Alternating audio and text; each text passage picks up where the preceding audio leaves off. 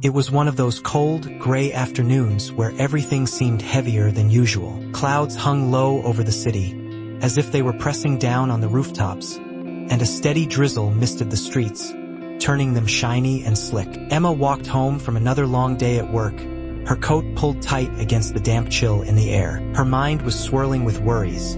A demanding boss, overdue rent, and a growing sense of loneliness that never seemed to lift. As she turned a quiet corner near the small park she passed every day, she heard a faint meow. At first, she thought she imagined it, just another sound lost in the hum of the city. But then it came again, higher, more urgent. Emma stopped in her tracks and looked around, and there, under the soft yellow glow of a street lamp, sat a tiny, soaking wet kitten. Its fur was so matted and drenched that it looked like a crumpled ball of wool, and its big, glassy eyes locked onto hers with a mix of hope and fear. Emma's heart squeezed. "Oh, sweetie, where did you come from?"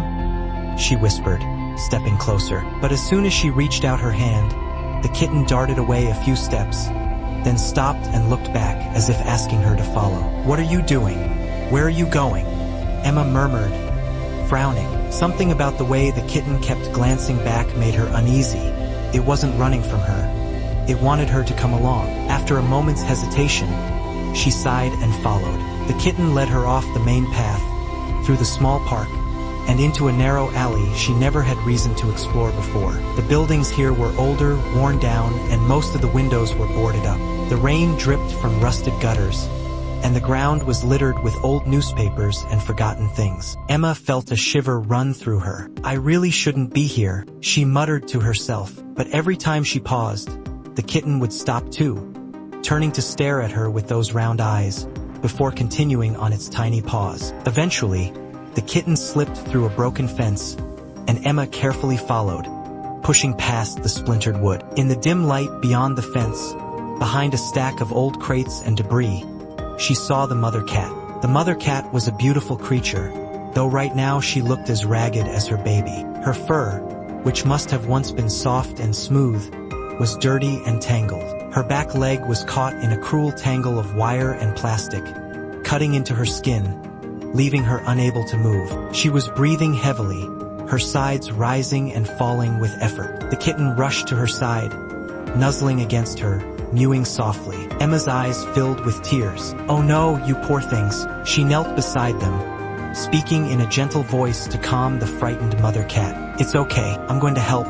She pulled her scarf from around her neck and laid it carefully over the cat, as though that might comfort her. Then she began working at the wires, trying to unwind them from the cat's leg. They were tangled tight, and every time she touched them, the mother cat hissed and flinched, but she didn't strike. It was as if she knew Emma was trying to help. "I know it hurts," Emma whispered, "but just hold on." Finally, after what felt like forever, Emma managed to free the mother cat's leg. It was raw and swollen, but no longer bleeding. Carefully, Emma scooped up the mother cat in her arms, wrapping her securely in her scarf, and glanced down at the kitten, who followed close, refusing to be left behind. "All right, both of you, let's get you home." Emma brought them back to her small apartment, a cozy place with soft lighting and warm blankets. She set them up a little corner with an old basket lined with towels. She offered them a bowl of milk, and though the mother cat drank cautiously, the kitten eagerly slurped away, clearly starving. Emma called her friend, a kind-hearted vet named Sophie, who came later that night to tend to the mother cat's wounded leg. "You did a good thing, Emma," Sophie said, gently bandaging the cat. "She'll be okay now, thanks to you." And as the mother cat, whom Emma decided to name Luna, began to heal over the next few days, the kitten, Milo, turned into a lively bundle of energy, filling Emma's once quiet apartment with soft purrs and playful tumbles. Weeks passed, and the little family settled into their new life. For the first time in months, Emma felt something she had been missing: companionship, a reason to smile. One stormy night, as Emma sat by her window, watching the rain streak the glass, her mind wandered back to her worries. Work had been tough and money was tight. She sighed, feeling the weight of it all pressing down. That's when she felt a soft nudge at her hand. Luna had climbed onto the couch beside her, purring deeply, as though sensing her sadness. Emma smiled faintly, stroking her fur. But it wasn't until Milo leapt onto the windowsill, staring intently out into the night, that something unusual happened. His little body went tense, and he began to paw anxiously at the window, meowing in a way Emma had never heard before. "What's wrong, Milo?"